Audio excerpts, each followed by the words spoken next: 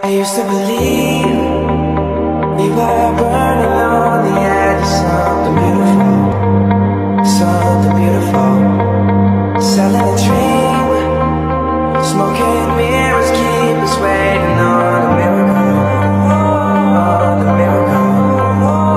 Say go through the darkest of days, having some heartbreak away, never let you go. So guys, andito naman tayo sa Butang Honda at ang in-unveil nila na bagong unit na electric motor ay ang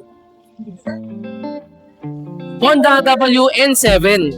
Napaka-modern ng design, futuristic na futuristic. Hindi mo siya mapagkakamalan na electric motor. As you can see, nakikita nyo sa baba, yan yung battery pack niya, napakalaki. At LED lights. Napaka-agresibo, parang helmet ng kung anong video game character.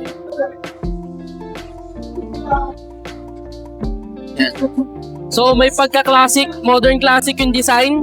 Kung nakikita nyo yung taillight doon, napakaganda. As you can see, naka-single sided swing arm for aesthetic, napakaganda ng design. At naka-belt din siya, hindi siya gumagamit ng chain, kundi naka-belt lang siya. So ito yung ating bagong Honda na electric bike, no? As you can see, napakaganda nito and papatok to sa panahon ngayon, ano? So hindi ka nauupuan dahil alam ko may kataasan to. I'm just 5'1" in height and medyo mataas yung upuan niya, no? Ang taas. So yan. Okay. Ang Honda W7N7 ay mayroong rated power na 18 kilowatts. Max power is 15.4 kilowatts sa merong max torque na 100 Newton meters. Speed naman niya, maximum pwedeng umabot ng 129 km per hour. Ba, hindi na masama. Comparable ito sa mga 150cc ng Honda at ibang brand. Paano siya tumakbo? Pero ang kinaganda rito, may instant torque siya, no? Acceleration.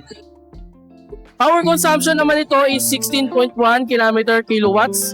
At merong range na 144.1 km yung range para sa isang charge.